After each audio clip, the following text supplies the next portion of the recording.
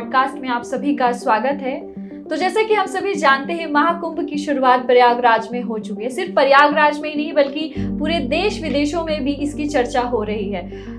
इसी चर्चा को आगे बढ़ाते हैं और जानते हैं महाकुंभ के बारे में काफी डिटेल में। तो आज हमारे साथ स्टूडियो में मौजूद हैं कार्तिकेय शर्मा, जो कि हरिद्वार के रहने वाले हैं और इन्होंने कुंभ मेले को बहुत करीब से, बहुत तरीके से इन्होंने जाना है और उसको समझा है। तो उन्हीं से मिलते हैं और उन्हीं से जानते हैं कुंभ के बारे में। तो कार्तिकेय, स्वागत है आपका हमारे शो में। शुक्रिया ज्योति, पहले तो आपको भी नमस्कार और आपका बहुत बहुत धन्यवाद जो कि आपने मेरे को इस पॉडकास्ट में बुलाया।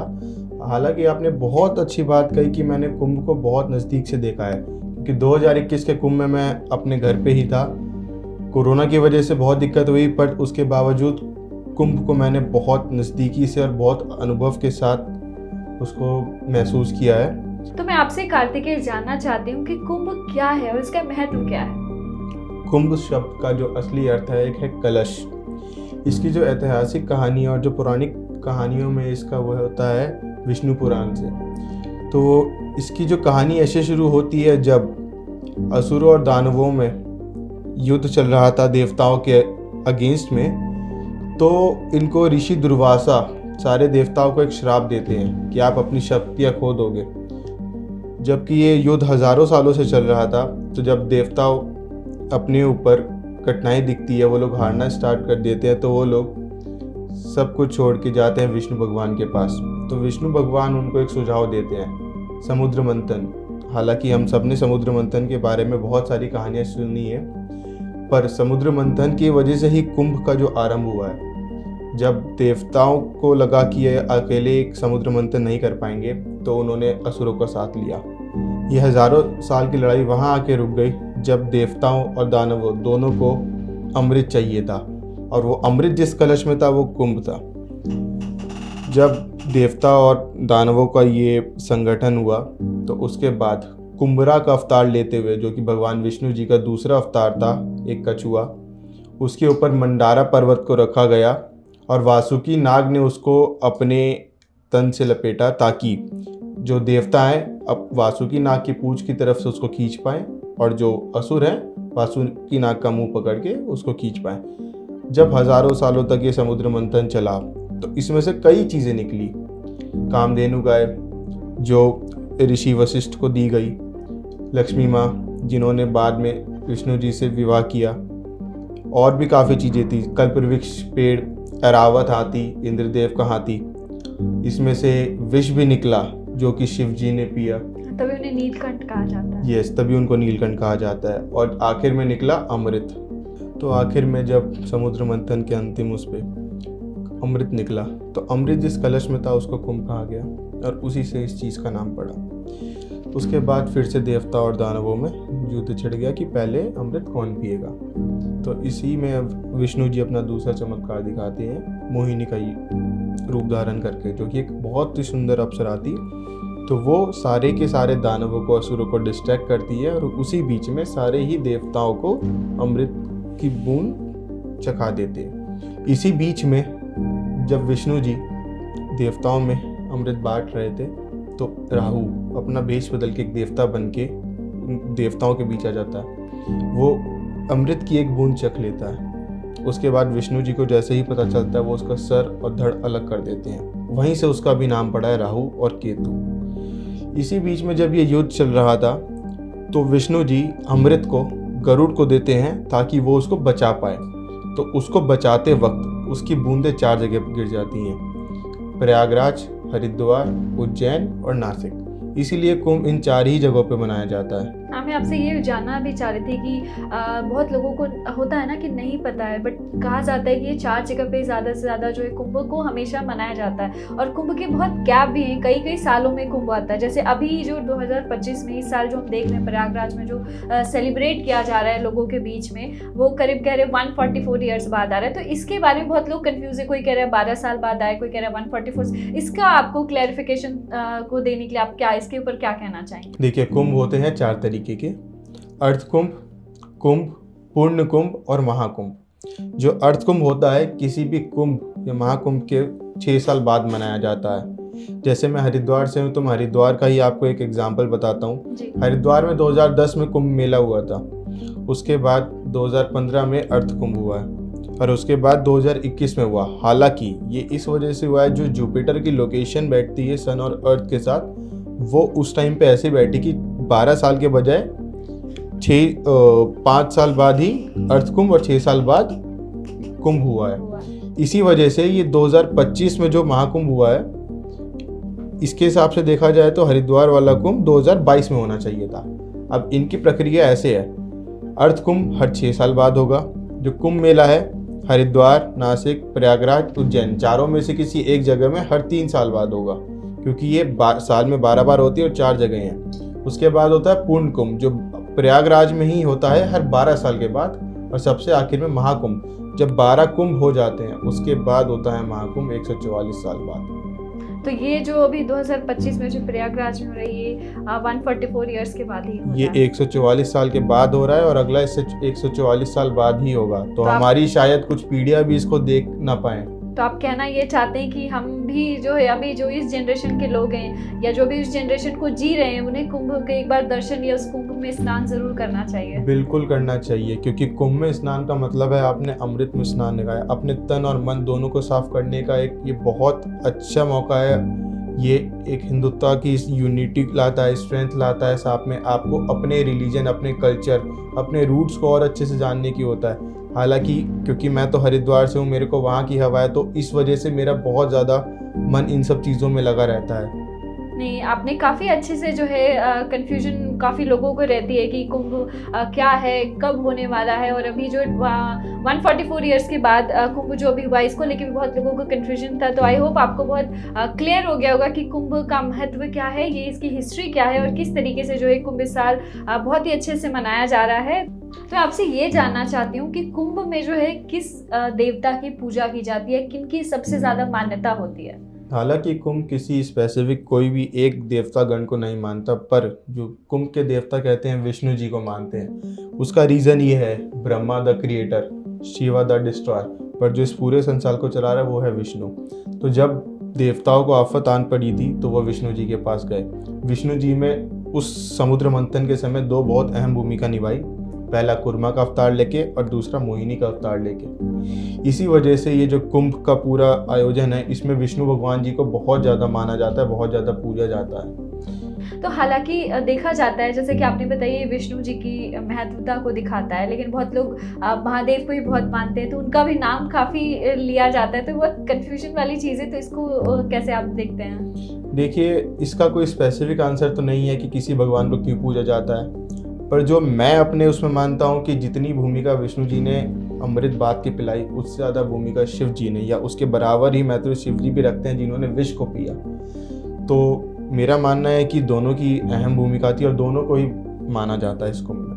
तो चलिए महाकुंभ पे आते हैं, जो कि अभी करेंटली हो रहा है, जिसकी उत्साह जो है लोगों में अभी भी बनी हुई है। अब 26 फरवरी तक तो रहेगा ही रहेगा प्रयागराज में।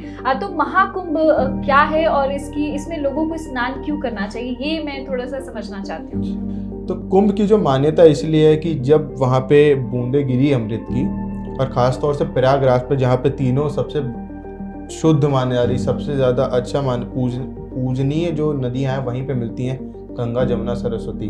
तो इस वजह से महाकुंभ की जो महत्वता है वो और ज़्यादा बढ़ जाती है, क्योंकि 144 साल बाद भी आता है। तो इस वजह से महाकुंभ की जो सबसे पहली प्रक्रिया है वो होती है अखाड़े।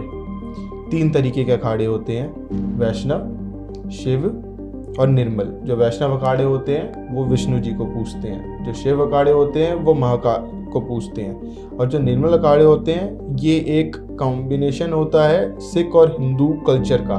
तो इसमें निर्मल अखाड़ा आता है। सबसे पहले चीज़ होती है पेशवाई।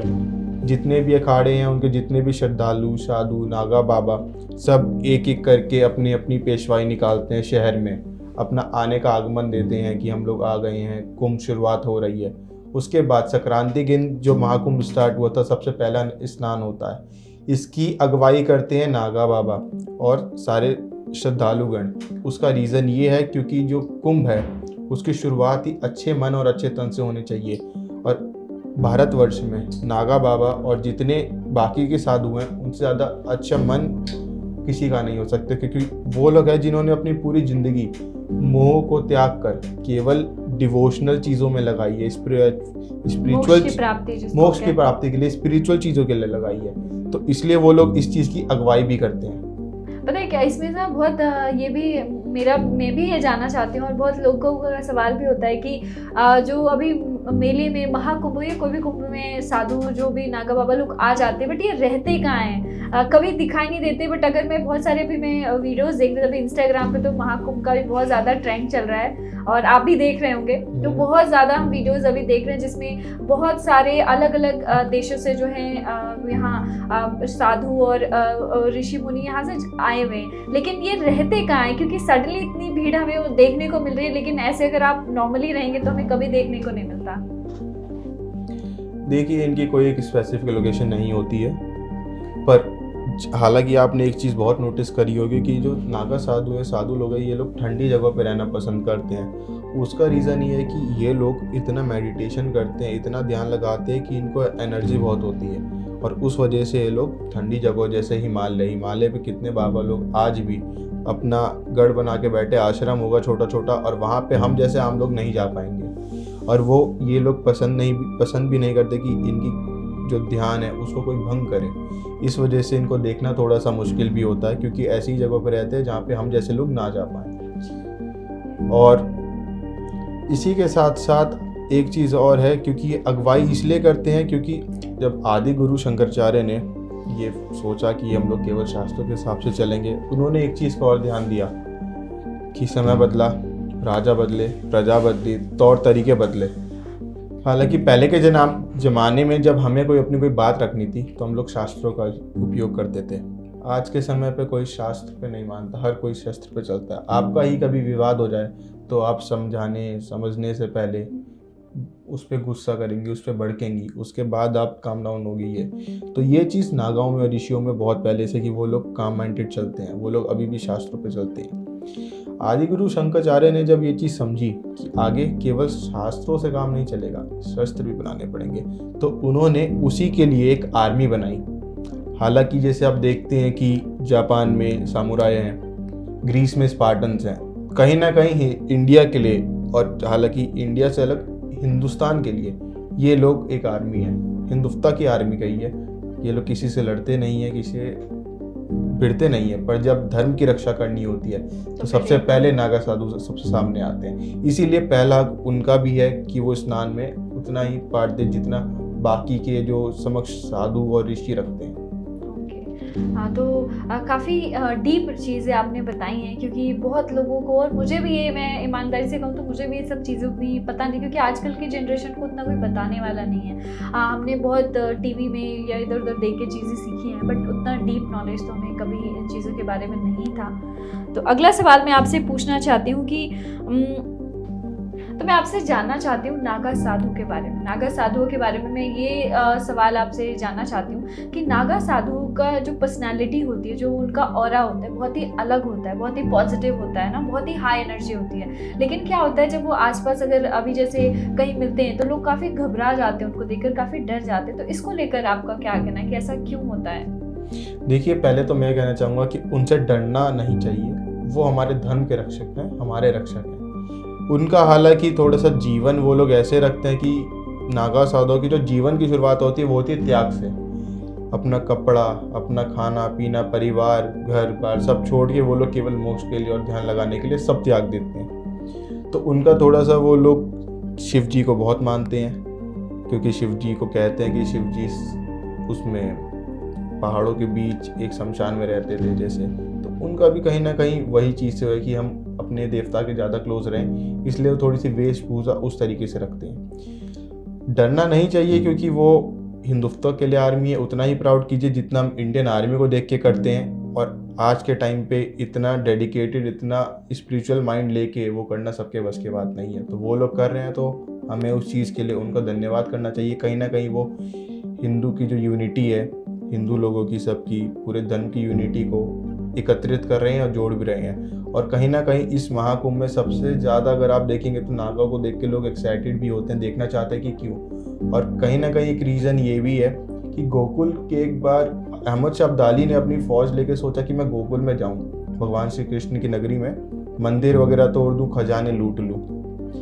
गलती से वहां पे उनको एक जत्था मिल गया नागा साधुओं का। हालांकि 3000 नागा साधु थे और 30,000 अहमद शाह अब्दाली की सेना थी। उसके बावजूद उनकी जो सेना थी उन साधुओं का कुछ भी नहीं कर पाई, खाली हाथ गोकुल से लौटना पड़ा। तो ये महत्वता है इन लोगों की इस आज के टाइम पे कि यही जीवन है। और समय के साथ साथ ये चीज़ें बदल रही हैं और ज़्यादा आगे जाके होंगी, क्योंकि कलयुग है, अंत तो होना ही है सबका। तो मैं समझता हूँ कि उनको इस चीज़ को थोड़ा सा महत्व देना चाहिए, क्योंकि वो लोग हैं जिन्होंने ये महाकुंभ देख लिया, उसको वो देख पा रहे हैं। उनकी आने वाली कितनी ही पीढ़ियाँ होंगी जो चली जाएंगी, जो महाकुंभ के बारे में भी जान भी ना पाएँ, देख भी ना पाएँ कि वो कैसा हुआ था। वो बस फ़ोन और वीडियोस में रह जाएंगे, जैसा आप हम सब लोग। तो मेरा एक यही निवेदन है सबसे कि महाकुंभ है, महात्योहार है, महापर्व है, सब प्रयागराज जाइए, एक डुबकी तो लगाइए। धन्यवाद। धन्यवाद कार्तिकेय, आपने काफ़ी अच्छे से जो है चीज़ें बताई, कुंभ के महत्व के बारे में बताया, नागा साधुओं के बारे में बताया, और एक बहुत ही अच्छा मैसेज जो है वो आने वाली जनरेशन को भी दिया है। तो थैंक यू सो मच हमारे पॉडकास्ट का हिस्सा बनने के लिए। आपने बहुत अच्छी सी चीज़ें बताई। Thank you so much. धन्यवाद। Thank you.